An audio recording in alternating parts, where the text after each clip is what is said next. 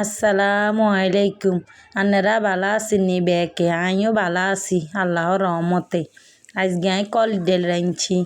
কি রেসিপির মতন দেখাইয়ের না গো, মাছ আসিরে দাদিরে দেখতাম রাঁধতো কলির ডাল।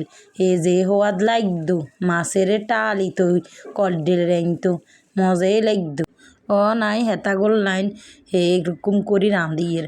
আর সবসময় রাঁধি আবার আবার রাঁধিয়ের।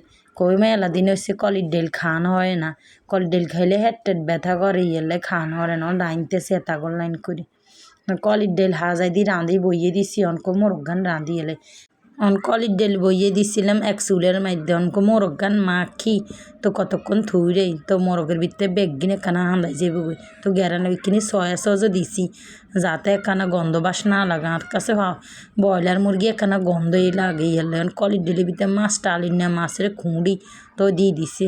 কলির ডালি কিনা আগে তো মাছ আসিরে রাইনতো হওয়া দে লাগতো হে আগের দিনকে স্বাদ আসেনি হেলে আবার ডিমও এগে দেন লাগছে তো ডিম এগে দিই ভাঙ্গি লগে দিছিলাম তেল দাগাই দিমু তেলও দাগাই দিছি। মোরগিন একখানা হালকা ভাজি করি তো রাঁধি এলাম। হালকা ভাজি করলে মোরগিন একখানা দেশি মুরগির মতন লাগবো, একখানা শক্ত শক্ত লাগে। আর ডাইরেক্ট কাঁচা রাঁধলে এত স্বাদ লাগে কম একখানা ইয়েলাই আবার একখানা হালকা হালকা করে উল্টা দিই রাঁধি হালকা একখানা ভাজি করলে তো মোরগিন খাইতেও হওয়াদ লাগে। আবার দি একখানা মোরগ দেশি লাগে আর ফার্ম মনে হয় কম ভালোই লাগে খাইতে। তো পেঁয়াজ কিনি দিই তেল কিনি দিই তো বালা করে একখানা কষাই লইয়ের হে তেলের মধ্যে যে তেলে মোরগ ভাজি করছি হে তেলের মধ্যে পেঁয়াজ দিছি বাড়া মরিচ দিয়ে দিছি মোরগ বাড়া মরিচ দিয়ে রাঁধুম ভালোই লাগে। বাড়া মরিচ দিয়ে রাঁধলে হোলানের একখানা জাল লাগবে আরই তার হরও একখানা মোরগের গন্ধ টন্ধ যেন না লাগে এলে বাড়া মরিচ দিছি কয় যে একখানা বাড়া মরিচ দিয়ে রাঁধি তো বাড়া মরিচ দিছি। তারপরে দিয়ে ধনিয়ার গুঁয়া জিরের গুঁয়া লবণ সবই দিছি, নুন টুন বেগিন দিয়ে দিছি যা যা লাগে গরম মশলাও দিছি। রান্নার আর কি রেসিপি দিমু রান্না হইতে থাক এখান কথা নগর লগে কইতাম কি আর কমু অনগার দিনে কেউ কারো ভালো চায় না দেই তো ব্যাকে ভিডিও করে কি লাইক সাবস্ক্রাইব দূরে দেয় আবার কাড়ি লই চলি যাব এতে কত কষ্ট লাগে।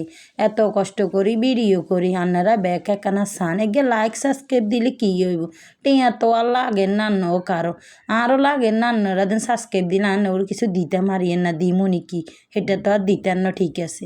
আনারা এগিয়ে যদি লাইক সাবস্ক্রাইব দেয় আবার অনেকে কি রে লাইক দেয় সাবস্ক্রাইব দেয় আবার কি কাড়ি লইও যা তো এতে কষ্ট লাগে না কম চাই রাঁধি ভাই সব কিছু আর কি কমানো করে রাতকে আবার আমার হাজবেন্ডে আনছিল ফল টল আনছিল ফল এগিন গোসাইতে আর মনে আছে না কই রাঁধি ভাই থুই তো আসি কই মা হুঁসি যাবো হোলটার ভিতরে থাকলে এলে ফল গিন বার করছি বিয়েলে আবার ও লাইনের একখানা বাহারে যাইতো তো ও লাইনের একখানা বাহারে গেলাম বাহারে যাই মার্কেটের দিকে যামন যাইয়ে রিক্সাত করি যাই ঘরের একখানা টুকিটাকি জিনিস কিনুম হোলাইন্ডও একখানা ঘুরে ঘাড়ে আনি সারাদিন তো বাসার ভিতরে তা হোলাইনেরও তো একখানা ঘুরতে গেতে মন চায় ঘুরে সময় হয় না ঘরের কামে গাছেও সময় হয় না না আজ তো একখানা ঘুরে ঘাড়াই আনি হোলাইন রে তো একখানা গেছি বাহারে তো হোলাইনটাও ঘুরে নিয়ে হইলো আরও কাম হয়ে গেল ঘরে টুকিটাকি জিনিসপত্র লাগবে লই যে কিনি লইয়া আমো এলাই গেছিলাম।